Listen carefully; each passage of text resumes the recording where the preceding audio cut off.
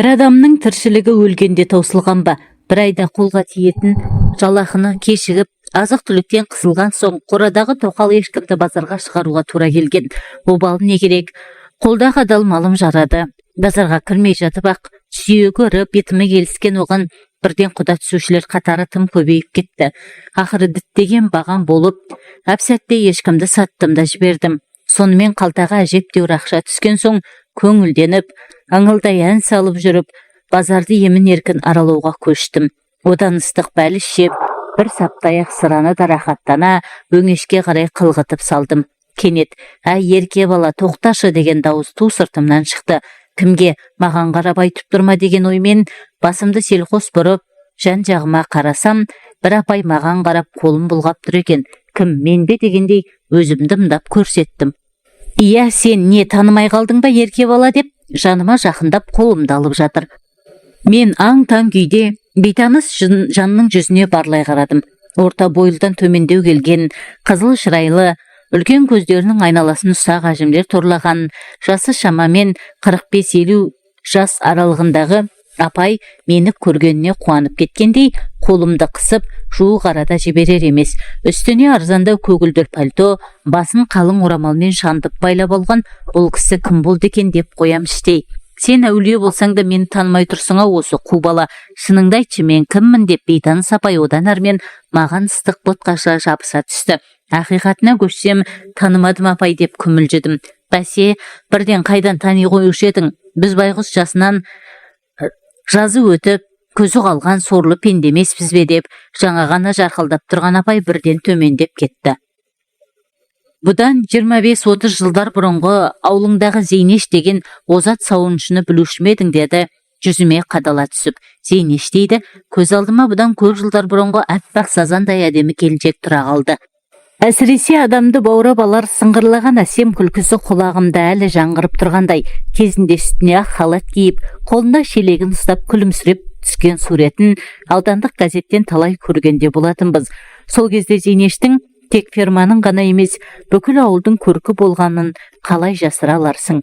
Сіз Зейнеш апайсыз ба дедім, сасқанымнан тұтығыңқырай үн шығарып. Шынымды айтсам, бұрынғы Зейнешті қазіргі қалай болса солай киінген кісімен онша айырбастағым келмей тұрған еді. Әй, қайран зымыраған уақыт-ай, ақыры дегеніңе жеткен екенсің ау. Сен таңдансаң да, таңданбасаң да, сол баяғы сұлу Зейнеш жеңгең мен болам. Бұл жалған дүниеде бәрі де өзгерер екен.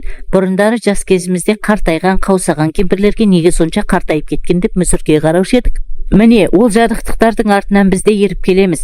Уақыт шіркін бәріне де емшекен ғой. Бір кездері жас шыбықтай, әп-әдемі талдырмаш бала едің. Енді қозы қарын шығарып шаштарың сиреп, сен де біраз жасқа келіп қалыпсың қайным. Өзгермеген тек көздерің ғана екен. Мен сені шынын айтқанда көзіңнен ғана таныдым. Зейнеш апай, асығыс болмасаңыз мына асханаға кіріп тамақтанайық, асықпай әңгімелесейік. Біз кездеспегелі қай заман, қазір қай жерде тұрып жатырсыз деп сұрақтарды бастырмалата жөнелдім. Жүр, кірсек кірейік, жақсы көретін қайным шақырып тұрса, қалай отказ берейін? Ауылға 1 сағаттан соң көлік болады. Оған дейін біраз уақытым бар.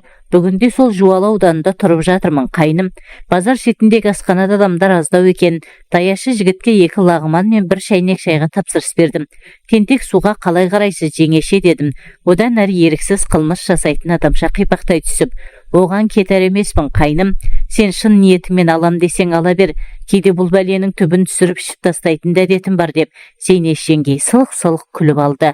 Апырай, өзі қанша өзгерсе де сыңғырлаған әдемі күлкісі сол күйінде сақталынып қалыпты. Баяғы өзіме сондай таныс күлкі құлағыма майдай жағып барады. Бірақ қазір көп ішіп жүрген жоқпын. Екеумізге 2 стакан алсаң жетеді деді, жөткөрініп алып. Даяшы уақыт өткізбей, біз тапсырыс берген тағамдардың бәрін алдымызға келіп қойды. Үйде келін бала бар шығар, қанша бала шағаң бар, өзің не істейсің деп Зейнеш жеңешем алдындағы лағманнан бір ұрттап қойып, маған сұраулы жүзбен қарады. Құдайдың берген 4-5 қара домалағы бар жеңеше, келініңіз мектепте мұғалім. Ал өзім ауылдағы әкімшіліктің есепшісімін. Әйтеуір біреуден ілгері, біреуден кейін дегенде ел қатарлы өмір сүріп жатырмыз ғой. Ал жеңеше, мына ақаңды көп мөлите бермей алып тастайық деп, қаз-қатар тұрған 2 стаканның бірін алдыма жақындатып қойдым. Не үшін ішеміз қайным деп, Жеңеш жеңгем маған күлімсірей қарады. Не үшінші қалай? Жеңгесі мен қайнысының бәленбай жылдан кейін кездесуі үшін ішпейміз бе? Бәленбай жыл дейсің деп Зейнеш жеңгем ойланып қалды. Иә, 30 жылдай болып қалыпты ғой. Сонда сен қаншада едің? 13-те болатынмын, жеңеше. Ал мен 28-де ғана едім-ау.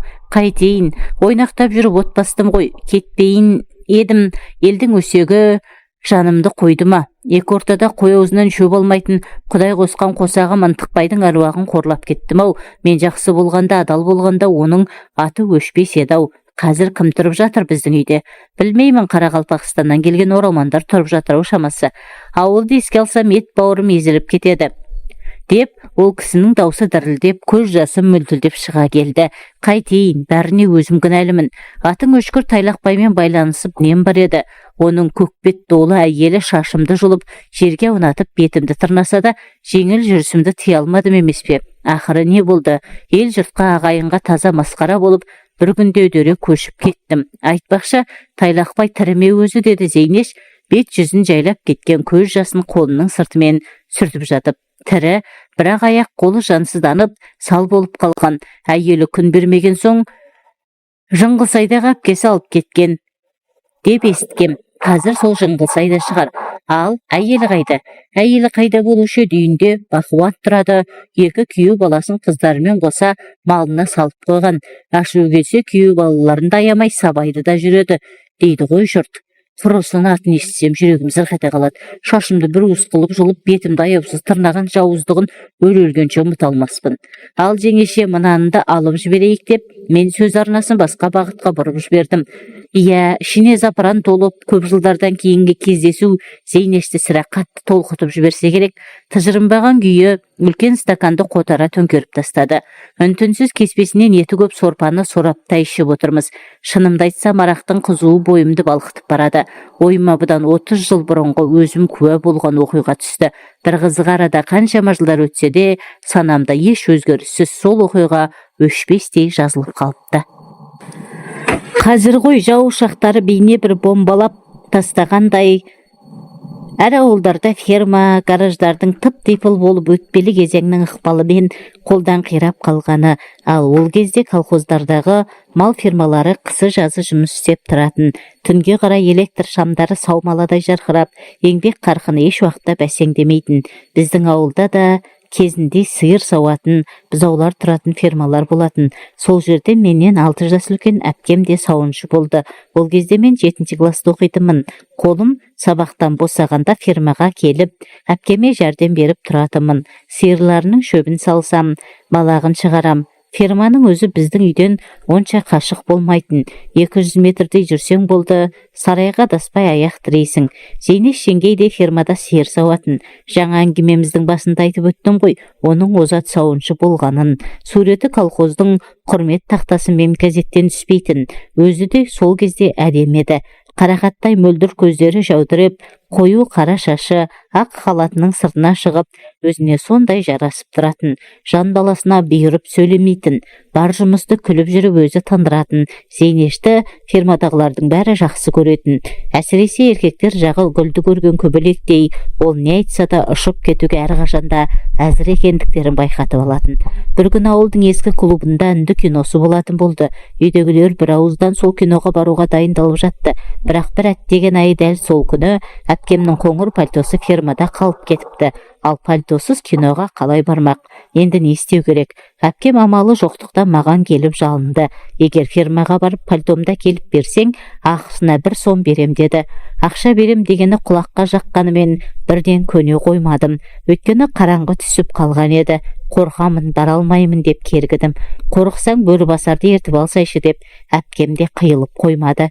Жарайды, барайын. Бірақ алдымен ақшаңды бер дедім. Қасарысып, ақшасын берді. Оны жақсылап қалтама салып алдым. Одан әрі Бөрібасар екеуміз фермаға қарай бет алдық.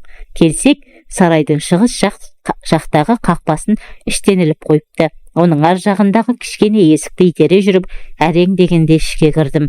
Ұзын түреудегі шекеде ілулі тұрған әпкемнің пальтосын алып, енді қысылыспай басқа есіктен шығайын деп ойладым. Сиырлар тұратын сарайдың ішінде ешкім жоқ. Электр шамдары самаладай жанып тұр. Даладағыдай емес, ішінде малдар болған соң ба, сарай іші жып-жылы. Кей сиырлар жатып алып күйіс қайырып тұрса, кейбірі құрғақ шөпті бырт-бырт үзіп жеп тұр. Әпкемнің пальтосын қыса ұстап келе жатқанмен, кенеттен жердің астынан шыққандай күңгірлеп шыққан дауыстарды естіп, селк етіп тұра қалдым. Әлгінде сарайдың ішінде ешкім жоқ сияқты еді. Бұл дауыстар қайдан шығып жатыр? Жоқ әлде мал бағушылар ма? Жан-жағыма барлай қарасам, өз орындарында қаз-қатар тұрған сиырлардан басқа ешкім көрінбейді. Құлағыма шалынған әншейін бір нәрселер шығар деп алға жүре беріп ем, булыққан, ыңыранған дауыстар тағы шықты. Ту, қытығымды келтіріп жібердің ғой, жайырақ сүйші жаным деген әйелдің қылымси шыққан дауысын анық естідім. Қайтем енді, өлем бе? Бір сен үшін бәрін де таза жиып қойдым емес пе? Ой жаным, сол ақтамағыңның иісінен айналдым. Тағы да сүйінші жаным. Жер астынан күңірене шыққан бұл дауыс еркектің даусына ұқсайды. Ойбай, тұншықтырып жібердің ғой. Не бәле, ту, аузың сасып кетіпті ғой. Күні бойы пияз жегенсің бе? Жоқ әлде үйіңде пияздан басқа еш нәрсе жоқ па?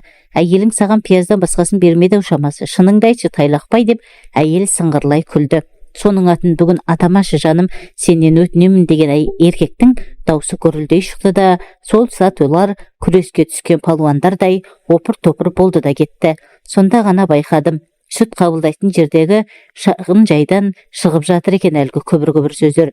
Бірақ өздері көрінбейді. Соған қарағанда екеуі дәуде болса, бос ақырға жайғасқан-ау деп шамаладым.